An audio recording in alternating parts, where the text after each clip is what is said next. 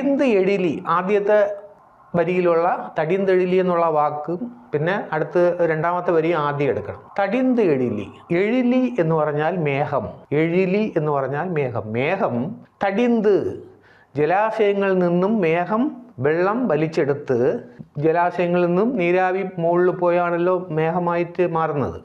അപ്പോൾ ജലാശയങ്ങളിൽ നിന്നും മേഘം വെള്ളം വലിച്ചെടുത്ത് താൻ നൽകാതെ ആകിവിടുൻ, ആ മേഘം താൻ നൽകിയില്ലെങ്കിൽ, മഴയായിട്ട് നൽകിയില്ലെങ്കിൽ, നെടുങ്കടലും വലിയ സമുദ്രം പോലും, വലിയ കടൽ പോലും തൻ നീർമേ കുന്തും, തൻ നീർമേ തൻ്റെ ഗുണത്തിൽ നിന്നും കുന്തും കുറഞ്ഞു പോവും, മാറിപ്പോവും.